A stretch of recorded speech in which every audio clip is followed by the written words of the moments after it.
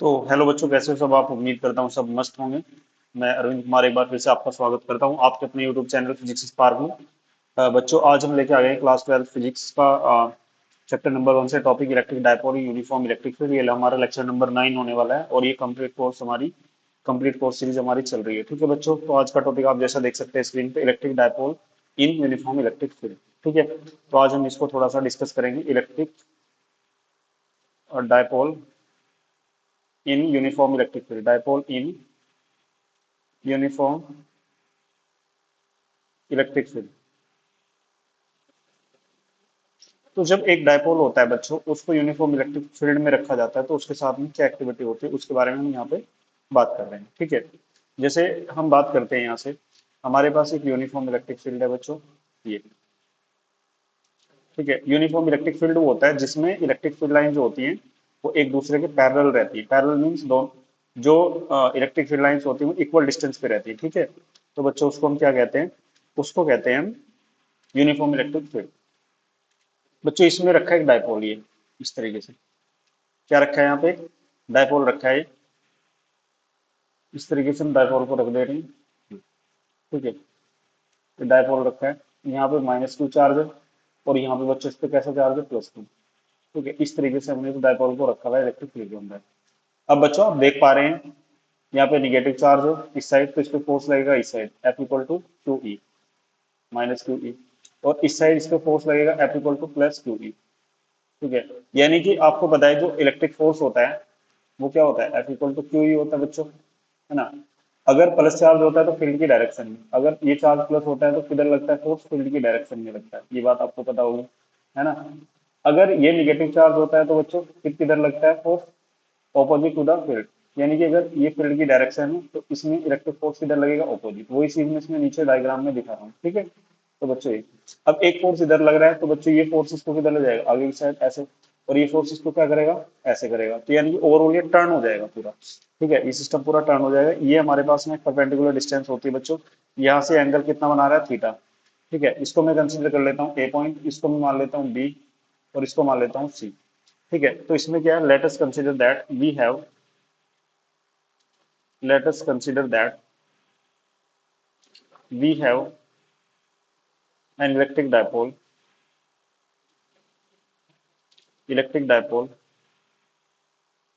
of length 12 placed in uniform electric field in uniform electric field placed in uniform electric field। ठीक है, making an angle theta, making an angle theta with the direction of electric field, with the direction of electric field। Electric field के साथ कितना angle बना रखा है इसने? Theta बना रखा है। ठीक है, as shown in the figure, as shown in the figure, in the figure. ठीक है, there will be two forces, there will be two forces, F equal to +QE in direction of electric field,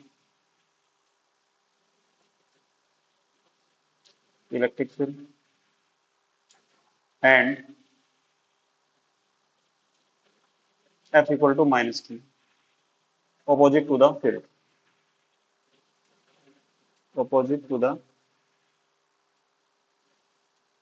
electric field, will act on the dipole। ठीक है, इस dipole पे act करेंगे, which will try to rotate the, which will try to rotate the dipole, which will try to rotate the dipole। ये dipole को rotate करने की कोशिश करेंगे। Now required torque for rotation of dipole. इस dipole के rotation के लिए कितना टॉर्क लगाना पड़ेगा, उसका फॉर्मूला होता है tau equal to force into perpendicular distance, perpendicular distance. तो बच्चों सबसे पहले हम यहाँ पे फोर्स देखेंगे, फोर्स कितना है हमारे पास, फोर्स है बच्चों एफ, और परपेंडिकुलर डिस्टेंस कितनी है, यहाँ पे देख सकते हैं ये वाली जो लाइन है पूरी बी सी, ये वाली इसको बोलते हैं परपेंडिकुलर डिस्टेंस। तो बच्चों इस तरीके से हमारे ट्रायंगल बनना, अगर आप यहाँ देख पा रहे होंगे, ठीक है ये वाला। अब यहाँ से ये वाली जो लाइन है, लेट से ये सी पॉइंट है हमारा, ये बी पॉइंट है यहाँ पे, और ये हमारा ए पॉइंट है, ये लाइन है हमारी 12, ये हमारी थीटा है। तो ये वाली डिस्टेंस मुझे फाइंड करनी है, तो मैं इसमें साइन थीटा लगा सकता हूँ। साइन थीटा क्या होता है भाई, परपेंडिकुलर बी सी अपॉन यहाँ पे ए सी। तो ये कितना है हमारे पास बी सी हमें फाइंड करना है, और ए सी कितना हमारे पास 12। तो बी सी की वैल्यू बच्चों कितनी आ जाएगी, ये आ जाएगी 12 साइन थीटा। तो जहाँ पे बच्चों बी सी है उसकी जगह में क्या यूज कर लूंगा, वहां पे यूज करूंगा मैं 12 sine theta. And force, and electric force कितना होगा, तो बच्चों इलेक्ट्रिक फोर्स हो जाएगा हमारे पास F equal to Q E. कितना हो जाएगा, F equal to Q E. तो ये वाला फोर्स, ये इक्वेशन है हमारी, put the value of F, put the value of F and BC in equation 1।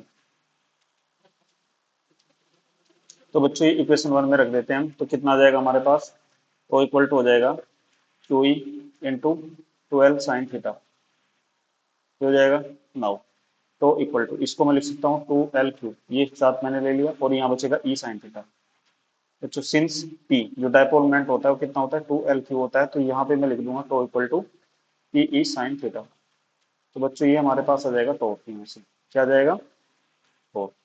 तो इस तरीके से कितने न्यूटन मीटर ये आ जाएगा। और इसको इन वेक्टर फॉर्म अगर आप लिखें, इन वेक्टर फॉर्म, तो वेक्टर फॉर्म में बच्चों हम कैसे लिख पाएंगे इसको, इसको लिखेंगे tau equal to P cross P, यानी कि P vector cross P vector. अच्छा डायरेक्शन क्या रहेगी बच्चों इसकी, ठीक है, डायरेक्शन रहने वाली है इसकी perpendicular to E and D. Direction क्या रहेगी, perpendicular to the E P and E, perpendicular to the E vector and P vector. ये दोनों जो वेक्टर होंगे इन दोनों के परपेंडिकुलर रहेगी इसकी डायरेक्शन। समझ आ रहा है बच्चों। तो इस तरीके से टॉर्क होता है, डायपोल पे लगता है जब उसको यूनिफॉर्म इलेक्ट्रिक फील्ड में रखा जाता है। अब बच्चों इसमें से कुछ स्पेशल केस हम निकाल लेते हैं, स्पेशल केसेस। स्पेशल केसेस में हमारे पास क्या आता है, सबसे पहले अगर हम बात करते हैं, if theta equal to 0 degree, यानी कि इसका मतलब ये होता है कि फील्ड भी, इलेक्ट्रिक फील्ड और जो डायपोल है दोनों का डायरेक्शन सेम है डायपोल मोमेंट का, ठीक है। यानी कि पी का वेक्टर डायरेक्शन भी इस तरफ है और इलेक्ट्रिक फील्ड की डायरेक्शन भी इसी तरफ है। तो यहाँ पे टॉर्क कितना आएगा, पी ई साइन 0। अब बच्चों साइन 0 कितना होता है, 0 होता है, तो यहाँ से टॉर्क कितना हो जाएगा 0। यहाँ से हमारे पास आ जाएगा टॉर्क की वैल्यू 0। तो ये हो जाएगा। नाउ अब हम बात करते हैं केस 2 में, when theta equal to 90 degree. जब थीटा की वैल्यू 90 होती है तो यहाँ से कितना आएगा टॉर्क, पी ई साइन 90। जो साइन 90 होता है बच्चों इसकी वैल्यू होती है 1। यहाँ से टॉर्क आ जाएगा हमारे पास पी इंटू ई, ये होता है मैक्सिमम टॉर्क। इस डायपोल पे मैक्सिमम टॉर्क कितना लगेगा, पी ई यहाँ पे। यानी कि इस केस में क्या होता है, इलेक्ट्रिक फील्ड अगर इस डायरेक्शन में है तो इस पर टॉर्क किधर लगेगा, मतलब जो इसका डायपोल होगा डायपोल की डायरेक्शन क्या होगी, ये कुछ इस साइड होगी बच्चों। ये एंगल कितना है यहाँ पे 90 डिग्री। अब अगर case third, if theta equal to 180, if theta equal to 180 degree, तो यहाँ से टॉर्क कितना आ जाएगा हमारे पास, पी ई साइन 180। आपको पता है साइन 180 कितना होता है 0, तो यहाँ से टॉर्क कितना हो जाएगा 0, ठीक है ये वाला। तो ये बच्चों आ जाएगा हमारे पास, यानी कि ये कंडीशन ऐसे हो जाएगी, इलेक्ट्रिक फील्ड की डायरेक्शन इस साइड है, डायपोल मोमेंट इसकी डायरेक्शन अपोजिट है, यानी कि पी की डायरेक्शन इस साइड है, यहाँ थीटा कितना होगा 180 डिग्री। बताओ यहाँ तक समझ आया होगा आपको, ठीक है। उम्मीद करता हूँ बच्चों यहाँ तक आपको क्लियर चीजें समझ में आ रही होंगी, ठीक है। तो इसी तरीके से अब जो जिसमें 0 हो रहा है टॉर्क है ना, इसको बोलते हैं हम स्टेबल इक्विलिब्रियम। क्या बोलते हैं इसको, जहां पे 0 हो रहा है ये होता है स्टेबल इक्विलिब्रियम, ठीक है। एक तो यहाँ पे बनेगा स्टेबल इक्विलिब्रियम, और एक बनेगा बच्चों ऊपर जहाँ पे 0 आ रहा है ये वाला, है ना। एक ये होगा स्टेबल इक्विलिब्रियम। उम्मीद करता हूँ आपको ये टॉपिक समझ में आ रहा होगा। अब इस पे कैसे क्वेश्चन पूछे जा सकते हैं बोर्ड में, उन क्वेश्चंस को हम लेते हैं। जैसे हमारा यहाँ से हम लेते हैं क्वेश्चन। क्वेश्चन हमारा लेट से ये क्वेश्चन होगा बच्चों, find the torque, find the torque, find the torque on a dipole. एक डायपोल पे टॉर्क फाइंड करना है आपको, of dipole moment, of dipole moment 10⁻⁻7 5 I cap plus J cap minus 2 K cap coulomb metre in an electric field,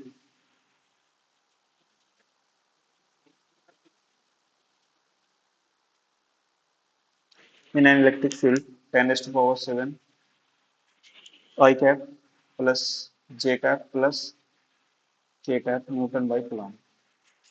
ठीक है, तो बच्चों हमें निकालना है। अब देखो कैसे निकालेंगे इसको। हमारे पास फॉर्मूला होता है, क्या होता है, टॉर्क, तो equal to P cross E vector. तो बच्चों इस वाले फॉर्मूले से हम इसको सॉल्व करेंगे। देखिए जरा, यहाँ से देखो, ये 10⁻⁻7 है और यहाँ पे 10⁻+7, ये तो एक साथ लेनी पड़ेगी।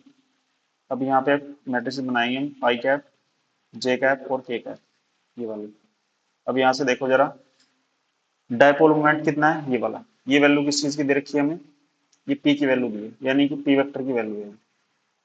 और एक इसकी वैल्यू है हमारे पास, ये वैल्यू दे रखी है हमें पी वेक्टर की। तो बच्चों यहाँ से आप वैल्यू लगा दीजिए जरा, कितना आएगा, पी की वैल्यू में कितना है 5 1 और -2, और इसमें कितना है 1 1 और 1। तो यहाँ से अब ये मैट्रिक्स आपको देखो, इससे पूरा कैंसिल हो जाएगा, तो यहाँ से टो की वैल्यू कितनी आ जाएगी हमारे पास। देखो बच्चों, यहाँ से आई को जब कॉमन लिया जाएगा तो ये जीरो, ये बचेगा आपका 1 और माइनस माइनस हो जाएगा +2 माइनस जे। जब माइनस जे लेंगे तो ये जीरो 5 1 जा 5 और माइनस माइनस का प्लस हो जाएगा 2, प्लस का आएगा के कैप। ये आपने 11th में भी सोल्व किया होगा, ये आता होगा आपको करना। ये आएगा 5 1 जा 5 -1।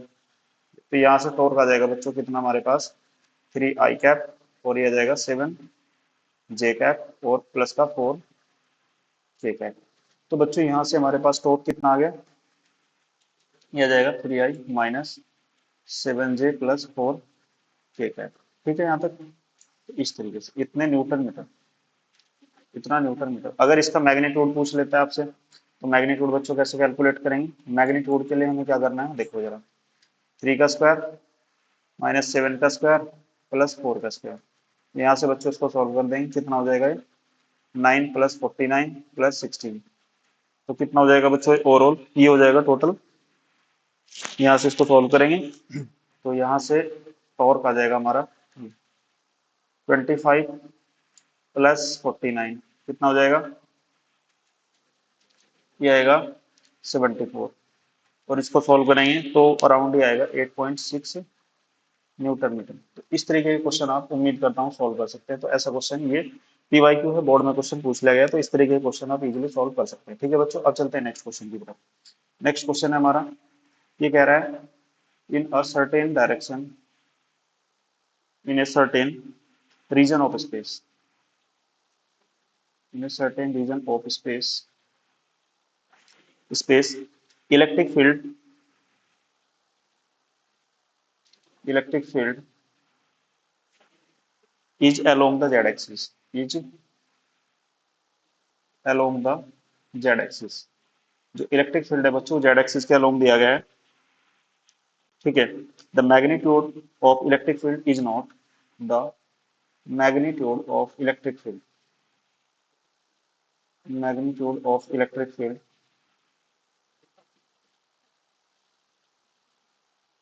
Is not constant. ये कह रहा है जो इलेक्ट्रिक फील्ड का मैग्नीट्यूड है वो कांस्टेंट नहीं है, and increases uniformly, and increases uniformly, increases uniformly along z axis, along positive z axis। Along positive Z axis, positive Z x के अलोंग वो इंक्रीज कर रहा है at the rate of at the rate of at the rate of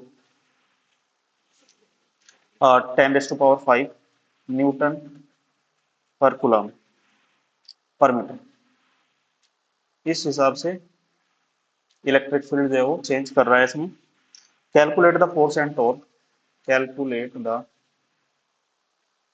force and torque, calculate the force and torque acting on the dipole, acting on the system of total dipole में, ठीक है। Calculate the force and torque acting on the system of dipole, तो इस तरीके से having dipole moment,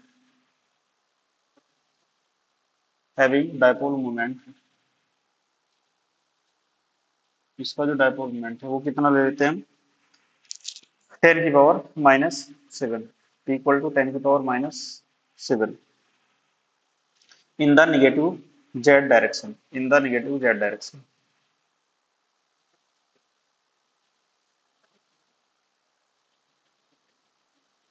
जब हमारा negative Z direction उसमें इसको लेना। तो बच्चों देख सकते हैं ये हमारा क्वेश्चन है, बढ़िया क्वेश्चन है। तो इस तरह के क्वेश्चन पूछे जा सकते हैं।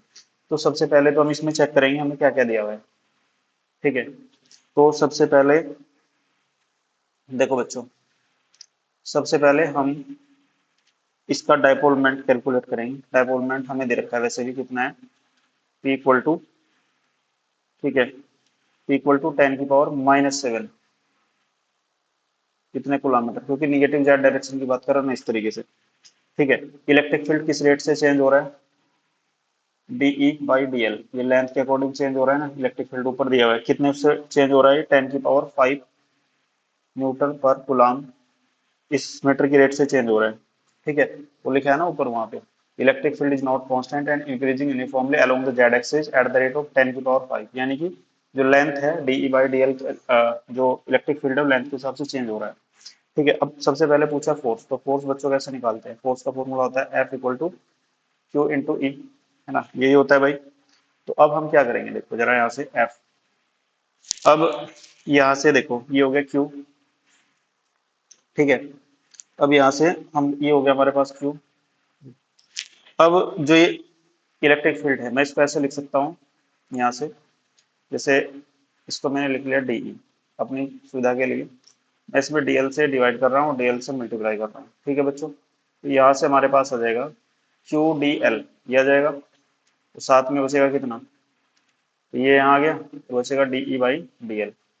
तो बनाना है ना ऊपर वाला, इसलिए मैनिपुलेशन करना पड़ रहा है इसमें। अब यहाँ से कितना आएगा भाई, ये फोर्स देखो, ये Q इंटू DL, इसको बोलते हैं डाइपोल मोमेंट। डाइपोल मोमेंट कितना है, माइनस का 10⁻⁻7 इंटू DE/DL कितना है 10⁵5। तो बच्चों जब इसको हम सोल्व करेंगे तो यहाँ से आएगा F इक्वल टू -10⁻⁻2, क्योंकि 5 प्लस की है और माइनस की 7 है, इतना न्यूटन। उम्मीद करता हूँ यहाँ तक आपको समझ में आया होगा क्वेश्चन, ठीक है। तो इस तरीके से ये फोर्स हमने कैलकुलेट कर लिया। डायरेक्शन क्या हो जाएगी, along negative Z axis, along negative Z axis, ये वाला। अब चलते हैं हम आगे, ये तो हो गया। अब पूछा है आपसे इन्होंने टॉर्क, क्या पूछा है, टॉर्क। अब बच्चों टॉर्क का फॉर्मूला क्या होता है, टॉर्क होता है PE sin थीटा, ये होता है ना। अब यहाँ से एक बार चेक कर लीजिएगा, ये क्या कह रहा है, in a certain region of space electric field is along the z axis. भाई देखो इलेक्ट्रिक फील्ड इसने किस तरफ दिया है, अलोंग द जेड एक्सिस, मतलब अगर हम इस तरीके से कोऑर्डिनेट सिस्टम डिजाइन करें यहाँ पे, ठीक है, ये वाला, इसमें ये एक्स एक्सिस है, ये वाई एक्सिस है और ये जेड एक्सिस, वो दैट हमने। तो इस तरफ तो हो गया ई वेक्टर, है ना, और इस तरफ हो गया डाइपोल मोमेंट निगेटिव डायरेक्शन में, इधर है पी। तो इन दोनों के बीच का ये एंगल कितना होगा, थीटा इक्वल टू 180 होगा कि नहीं होगा। तो बच्चों यहाँ से जब मैं इसमें फॉर्मूला लगाऊंगा तो टो इक्वल टू कितना आ जाएगा, पी ई साइन 180, साइन 180 कितना होता है, 0, तो यहाँ से टॉर्क आ जाएगा 0, ठीक है, इतना न्यूटन मीटर। बताओ बच्चों यहाँ तक समझ में आएगा। तो इस तरीके से क्वेश्चन आप सॉल्व कर लेंगे। ठीक है, तो इस तरह के क्वेश्चन भी यहाँ से पूछे जा सकते हैं। नेक्स्ट हम बात कर लेते हैं, जैसे calculate the electric field, calculate the electric field in which an electric dipole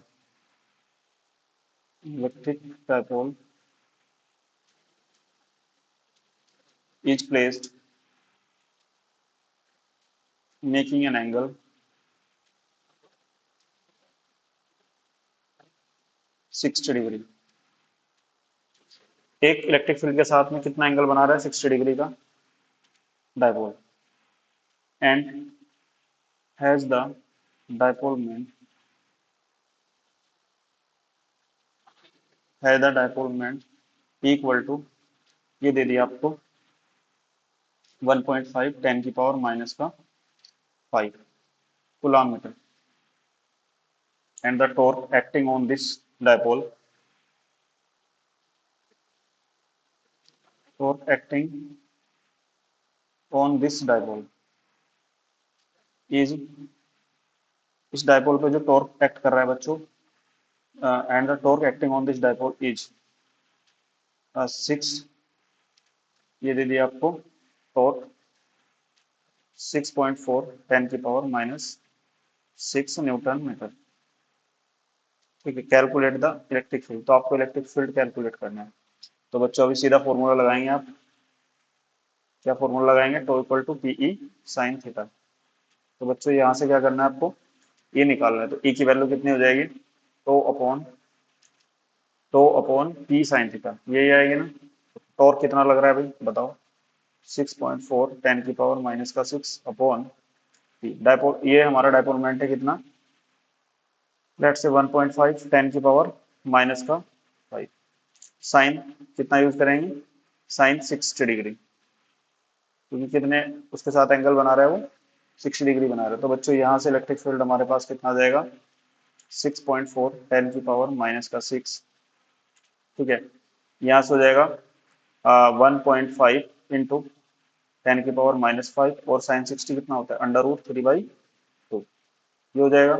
अब बच्चों इसको सॉल्व करेंगे, इससे इसको कट कर देंगे, तो 6.4 और ये आ जाएगा कितना, 0.75, ठीक है, 10 की पावर ऊपर जाके हो जाएगी -1, तो ये ऊपर चली गई, तो माइनस की 6 और प्लस की 5 हो जाएगी, तो बचेगा, तो कितना आएगा बच्चों हमारे पास, ये आ जाएगा 6.4 अपॉन 0.75 10 की पावर -1। देखो बच्चों इसके ऊपर एक जीरो बना लेते हैं, तो इससे ये कैंसिल कर देंगे, तो हमारे पास आ जाएगा 640 और 75, ये जो माइनस की पावर है नीचे आके प्लस की हो जाएगी 1, तो इससे ये जीरो आप कैंसिल कर सकते हैं, मतलब 64 नहीं कैंसिल करना है, ये वाला जीरो कैंसिल होगा इसका, ठीक है। तो बच्चों आंसर कितना आ जाएगा, 64/75 न्यूटन बाई कूलम्ब, ठीक है। उम्मीद करता हूँ ऐसे क्वेश्चन आप सोल्व कर लेंगे, ठीक है। तो ऐसे क्वेश्चन डायपोल से पूछे जा सकते हैं बच्चों, तो ये क्वेश्चन आपको कर लेंगे, ठीक है। अब चलते हैं आगे, नेक्स्ट हेडिंग है बच्चों हमारा, ठीक है, oscillation of dipole, oscillation of dipole in uniform electric field, in uniform electric field. तो यूनिफॉर्म इलेक्ट्रिक फील्ड में डायपोल जो होता है उसका ऑसिलेशन किस तरीके से होता है, ठीक है। तो इसमें लिखेंगे when a dipole is placed in uniform electric field, uniform electric field, then it can be oscillate. Let a dipole is placed in uniform electric field, is placed in uniform electric field making an angle theta, making an angle angle theta as shown below, जैसे इसमें बताया हुआ है। देखो जो बच्चों, ये हमें जैसे हमारे पास ये हो गई फील्ड की डायरेक्शन बच्चों, है ना। इस तरीके से फील्ड की डायरेक्शन होगी, यूनिफॉर्म फील्ड है तो पैरेलल लाइन होंगी सब, इस तरीके से बना लेंगे हम। तो ये हो गई यूनिफॉर्म, ये यूनिफॉर्म डायरेक्शन मतलब यूनिफॉर्म इलेक्ट्रिक फील्ड में रखा है, ये डायपोल है इस तरीके से कोई, ठीक है। इसकी डायरेक्शन मान लो -q और ये -q और +q, ठीक है जी। ये इसमें डायरेक्शन बना रखी है उन्होंने, ये थीटा एंगल है, ये तो पर मतलब ऐसे रखा हुआ है थीटा एंगल बनाते हुए, ठीक है। तो इस पे टॉर्क कितना लगेगा, torque on this dipole, torque on this dipole, ये हो जाएगा बच्चों tau equal to P E sine theta, यही होगा। If this dipole is oscillated by in a small angle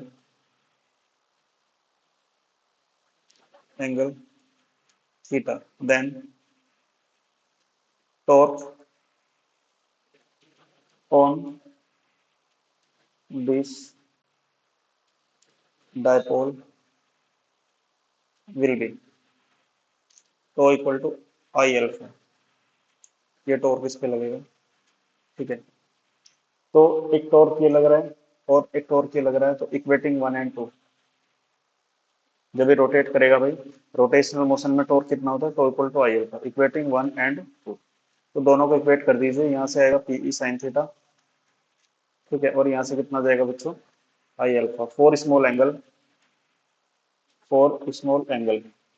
अगर एंगल स्मॉल है तो साइन थीटा किसके इक्वल होता है, थीटा के, तो साइन थीटा को हम क्या करेंगे, थीटा के इक्वल रख देंगे, तो हमारे पास ये आ जाएगा PE theta equal to I of alpha, ठीक है। तो यहाँ तक बताओ बच्चों, समझ में आ रहा है क्या, ठीक है। तो यहाँ से हम क्या करेंगे, यहाँ से अल्फा की वैल्यू निकल जाएगी पीई थीटा अपॉन आई, तो इसको अलग कर दिया जाएगा, पीई अपॉन आई को अलग कर दिया गया, और ये थीटा, इसको लिखते हैं अल्फा को D two theta upon D T square, ऐसे लिखा जा सकता है, अल्फा है ना ये, तो पीई है ना, स्मॉल पी है बच्चों upon I, I moment of inertia होता है, पी डायपोलमेंट, पी इलेक्ट्रिक फील्ड होता है, ठीक है, थीटा।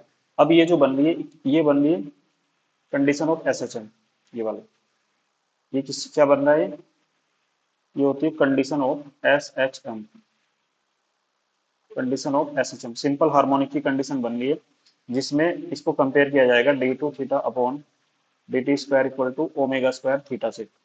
तो एक इक्वेशन नंबर 2 और एक इक्वेशन नंबर 3, ये इन दोनों को कंपेयर कर दो, comparing 1 and 2, 2 and 3, comparing second and third, तो इन दोनों को कर दो कंपेयर, तो बच्चों आपके पास कितना आ जाएगा, यहाँ से ओमेगा स्क्वायर की वैल्यू आ जाएगी पीई अपॉन आई, तो यहाँ से बच्चों हमारे पास आ जाएगा ओमेगा की value under root PE upon I, ठीक है, आ रहा है समझ। तो ये आ गया ओमेगा, कितनी एंगुलर स्पीड से वो इसमें रोटेट करेगा। अब ओमेगा, सिंस ओमेगा की वैल्यू कितनी होती है, 2 पाई अपॉन टी, तो आप यहाँ पे रख देंगे इसकी जगह ओमेगा की 2 pi upon T equal to कितना आ जाएगा, अंडर रूट पीई अपॉन आई।